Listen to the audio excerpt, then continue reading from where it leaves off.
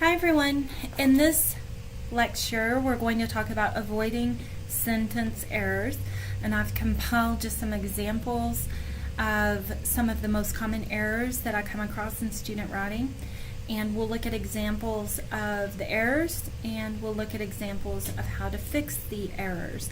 And as always, if you have any questions as you work, be sure to let me know.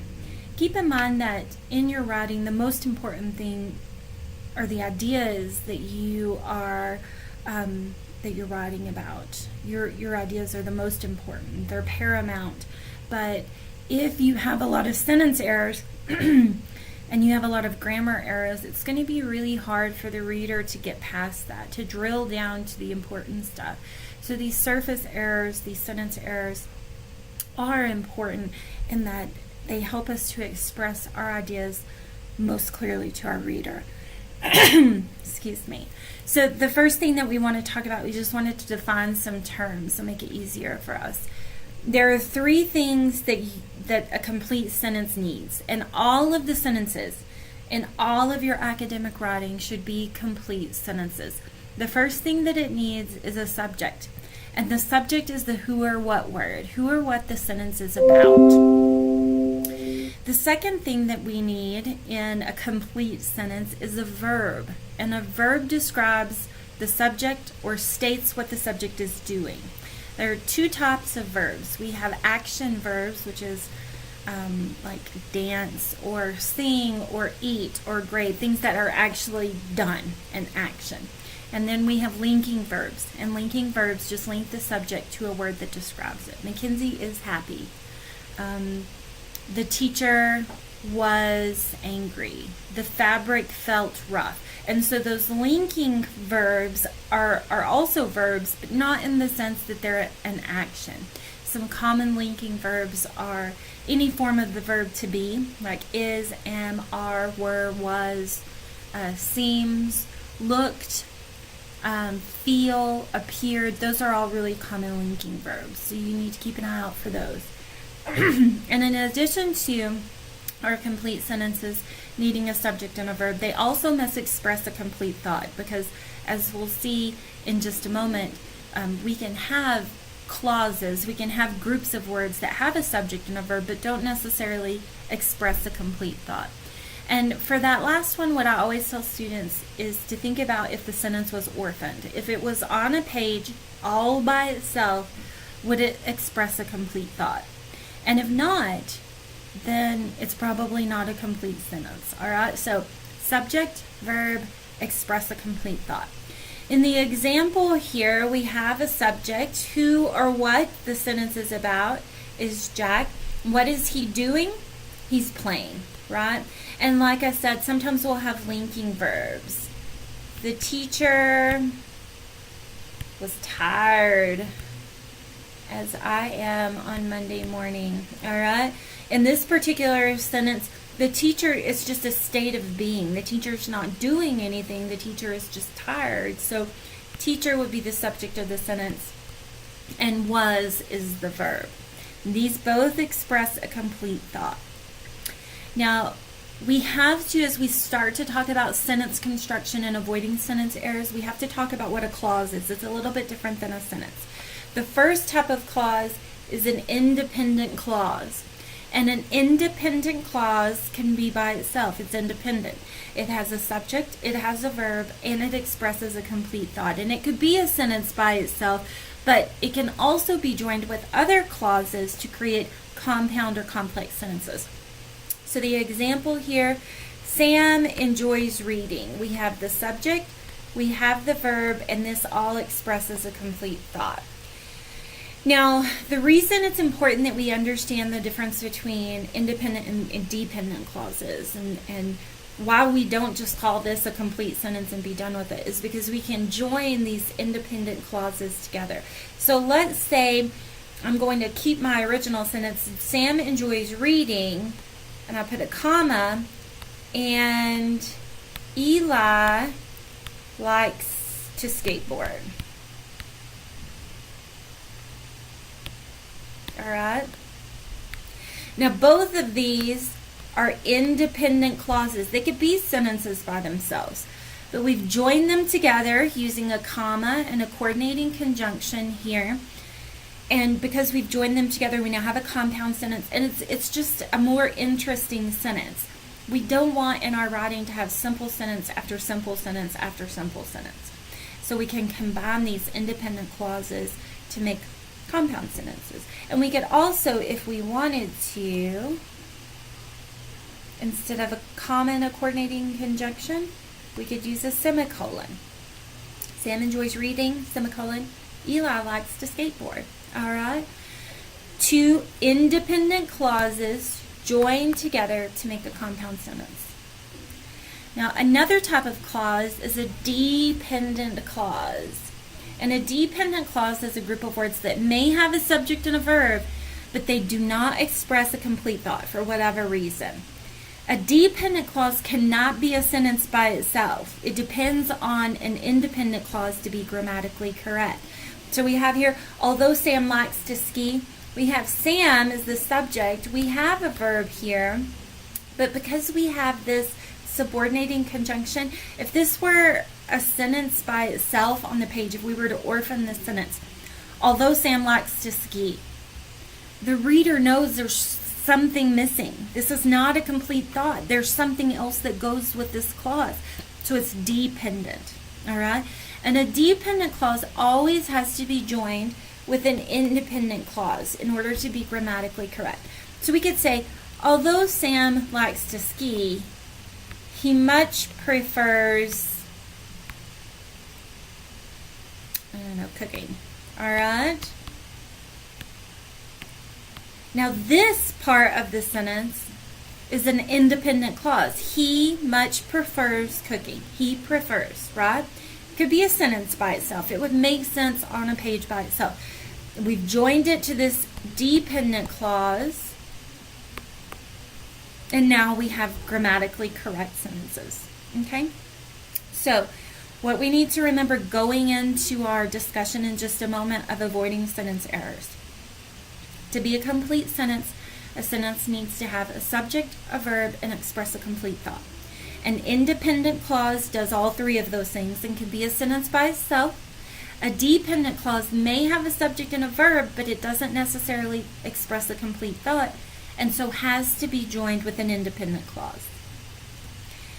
The first type of sentence error that we're going to discuss is the fragment. And the fragment is an incomplete sentence. It's missing something. Either it's missing a subject, or it's missing a verb, or it doesn't express a complete thought. Okay? And there are lots of different types of fragments. And I'm going to show you all of them just to give you lots of examples to look for in your own writing.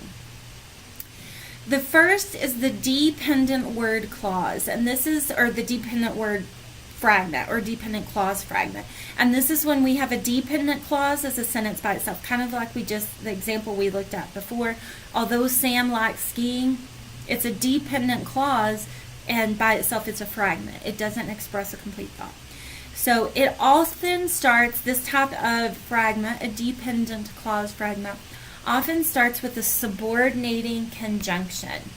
And there are many, many subordinating conjunctions, and you want to be sure that you're familiar with them so that when you see them at the beginning of a sentence, you can make sure that you check that that dependent clause is connected to an independent clause.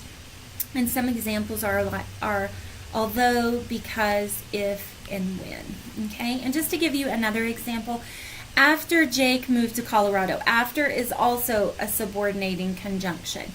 All right, now we have here a subject, we have a verb, but because we have this subordinating conjunction, it can't be a sentence by itself, right?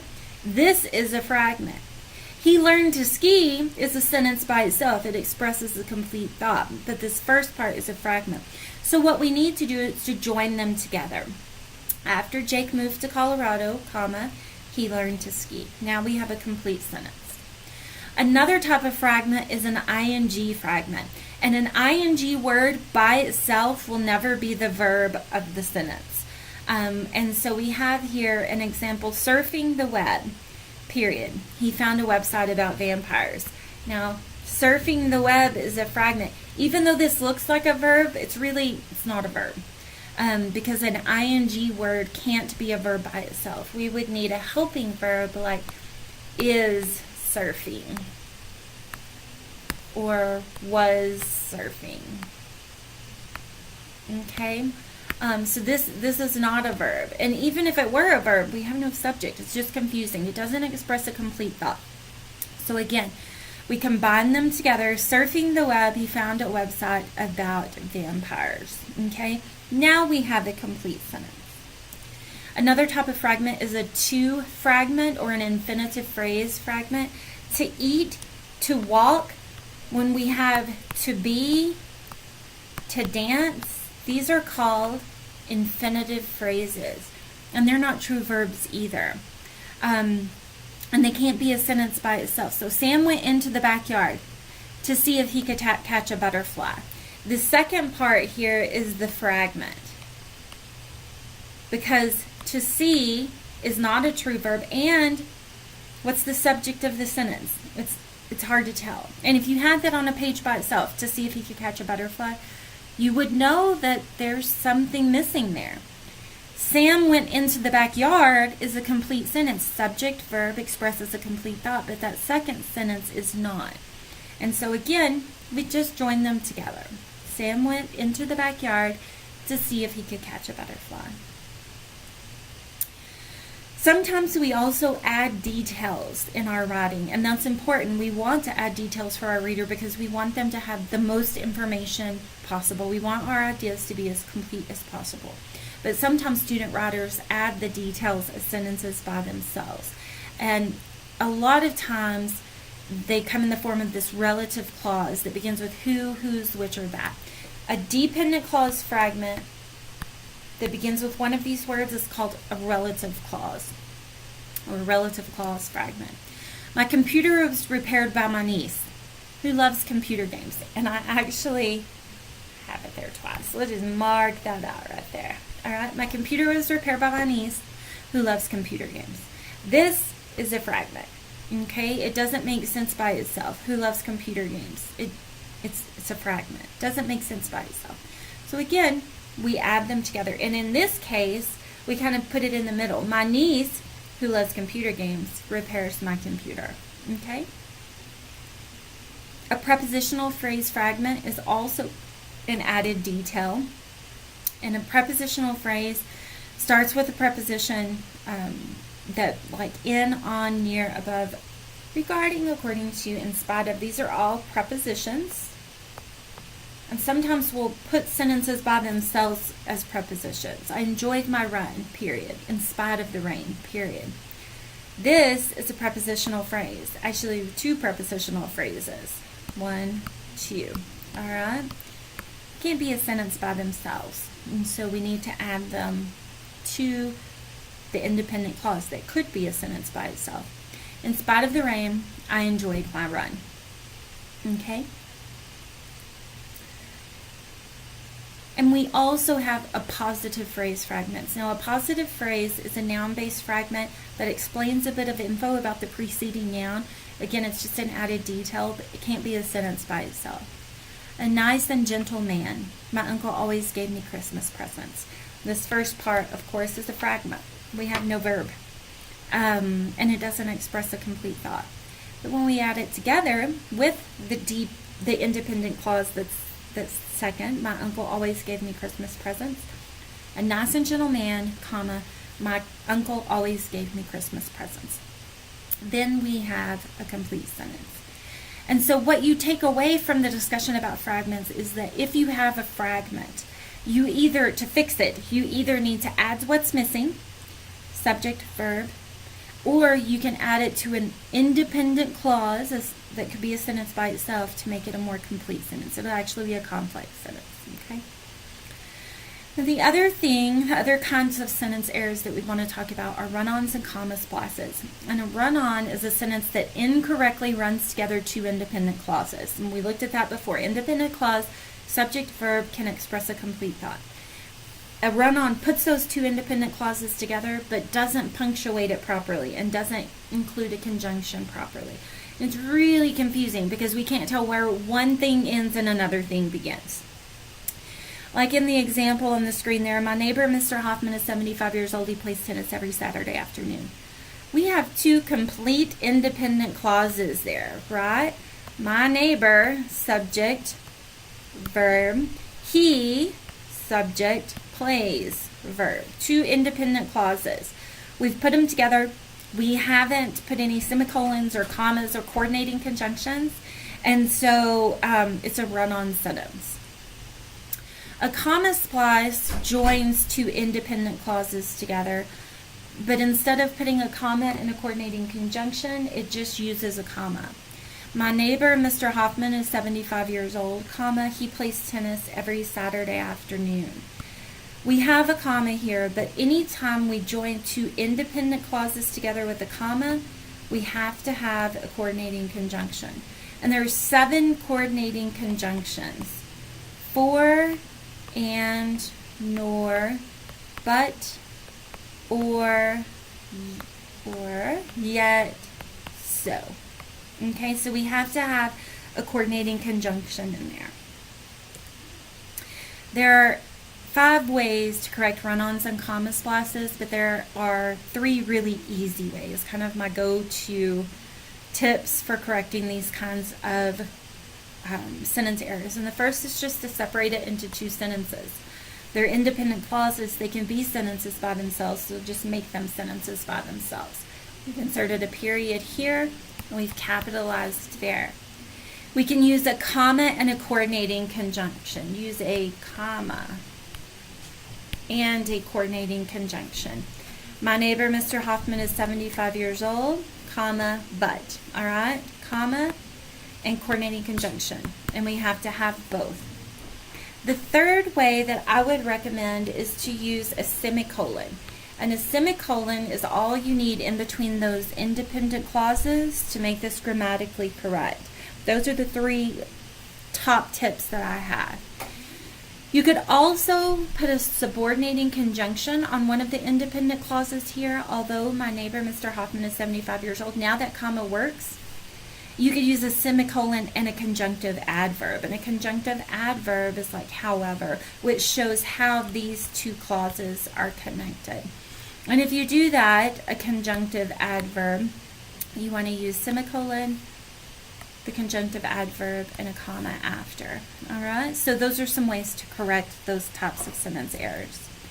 If you have any questions as you work on these things, as you work on correcting these things in your writing and in the exercises, please be sure to let me know. Don't be nervous. They're just errors to correct. And the more you practice it and the more you look for these things in your own writing, the easier it'll be for you to understand how you're going to correct them. Thanks for watching.